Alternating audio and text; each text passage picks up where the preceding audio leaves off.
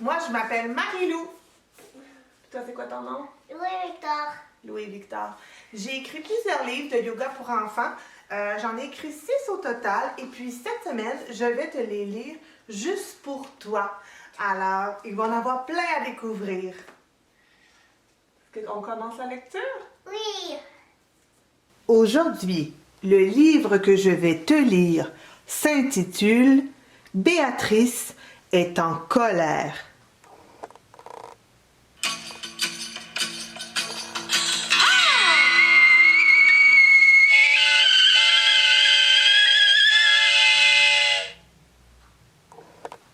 Béatrice est furieuse.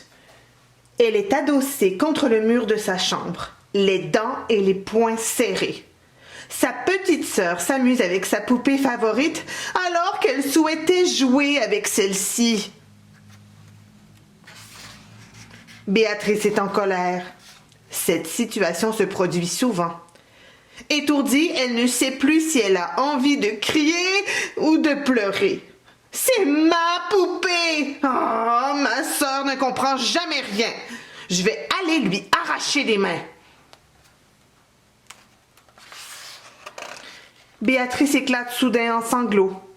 Dans sa chambre, elle se sent comme dans une cage. Pourtant, la porte est entr'ouverte. Rien ne l'empêche de sortir. Elle se sent prisonnière de sa colère qui brûle.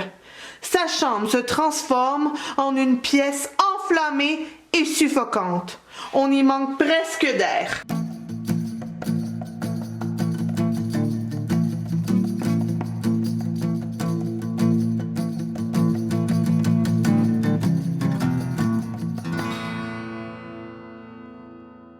Son ami zen, un bambou, mais aussi le meilleur conseiller du monde, l'observe attentivement, du haut de sa tablette. Il tente de lui sourire, mais Béatrice est trop fâchée pour lui retourner la politesse. Au contraire, elle saisit Zen d'une main et le cache derrière les rideaux de la fenêtre. Celui-ci chuchote à travers les voilages. « Oh, Béatrice, tu sais quoi faire maintenant. » Béatrice regarde son tapis de yoga qui l'attend sur le plancher de bois. À contre-cœur, elle y dépose les pieds, puis elle se métamorphose presque en poupée de chiffon. Même si ses pieds sont bien ancrés au sol, le reste de son corps est tout souple et mou. Tout comme sa poupée Cheryl qu'on aurait mise dans la machine à laver, Béatrice se balance de gauche à droite.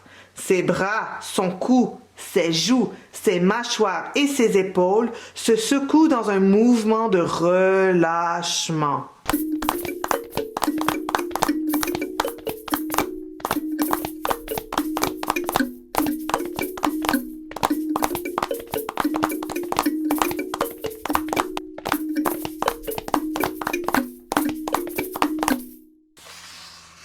Pause, arrêt. Allongée sur le tapis de yoga, elle entend Zen. Écoute le son de ta respiration. Béatrice se concentre sur l'air qui entre dans ses narines, puis sur l'air qui en ressort.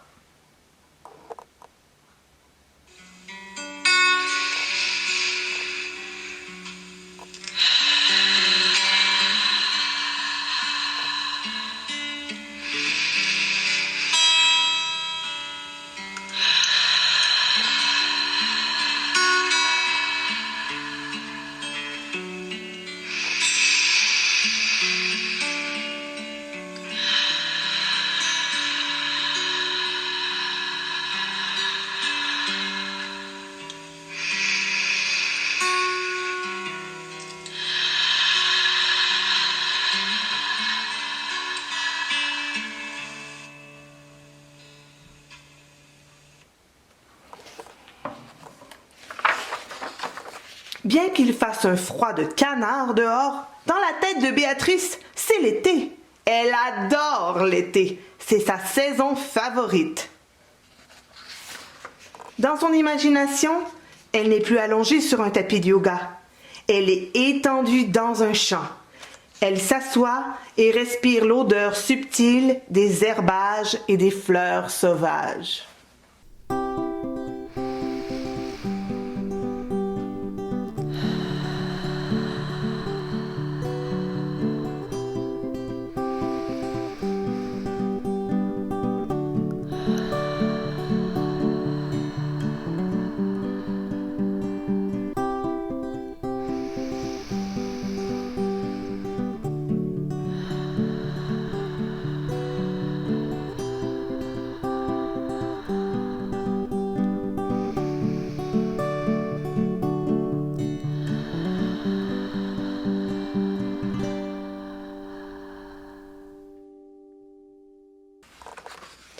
Elle cueille un pissenlit. La fleur a vieilli. Ses pétales jaunes ont laissé place à des tiges blanches, douces et volatiles. Mais sa forme est encore intacte.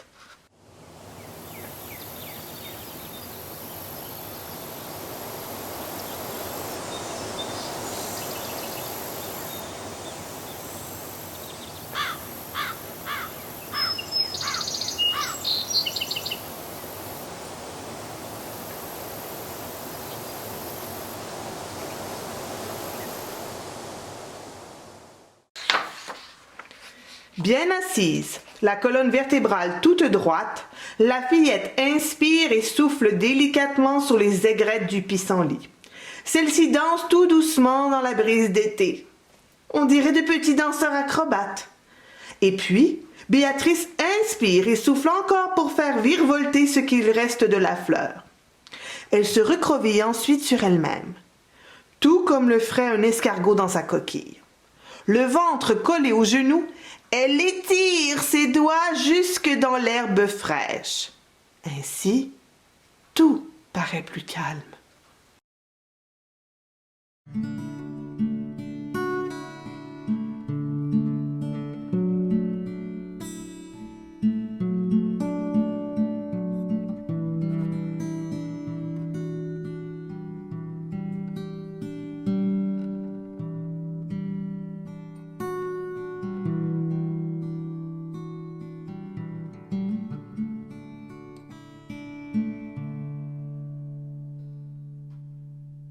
Bonjour le soleil, je soulève mes orteils.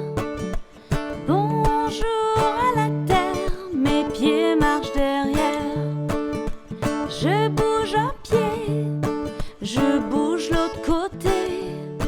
Je découvre ma queue, comme je respire mieux. Chaturanga, je fais le cobra. Je pousse dans mes mains, je refais le chien. Chaturanga, je fais le cobra. Je pousse dans mes mains, je refais le chien. 1, 2, 3, je plie les genoux, je lève les bras, je suis debout.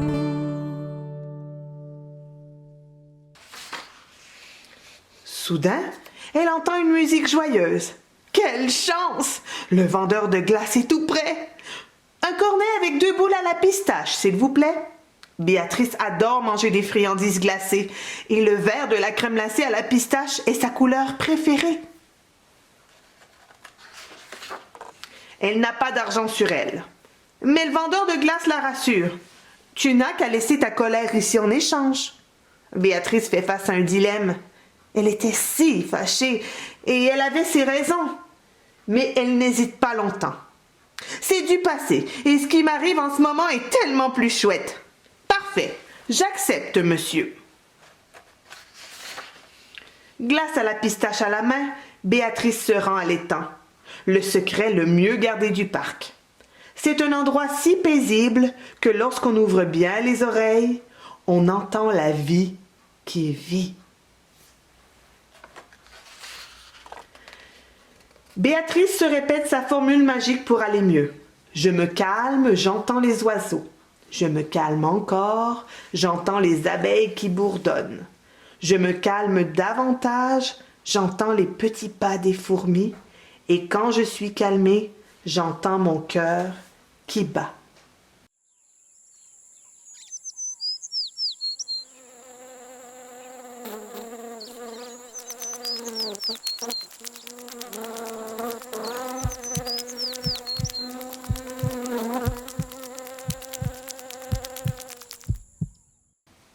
Elle aime visiter l'étang pour observer les poissons sillonnant l'eau claire, voire cristalline. Le mouvement fluide de ces nageurs dans la flaque l'apaise. Ils vont vite, mais au ralenti en même temps. Ils créent une chorégraphie parfaite sans jamais se bousculer. La danse des poissons hypnotise Béatrice. Elle suit du regard les aventures de l'un puis de l'autre. Elle observe leurs moindres détails, leurs écailles qui reflètent le soleil, leurs yeux globuleux, le mouvement continu de leurs petites bouches qui ouvrent et ferment, et leurs nageoires qui ressemblent aux rideaux de voilage que maman a installés dans les fenêtres du salon.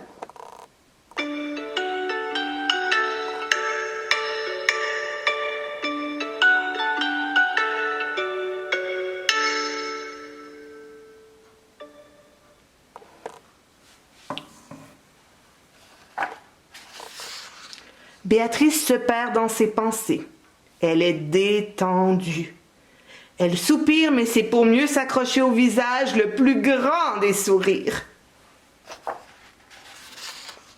Elle entend Zen. « Ça va? »« Oui !» Béatrice remue les orteils et les doigts. « On peut jouer à deux avec la poupée. C'est inutile que je reste ici en colère et enfermée. Après tout, c'est une belle journée. » Si tu désires apaiser ta colère et retrouver la joie, accompagne Béatrice et son ami Zen le bambou dans leurs chouettes aventures.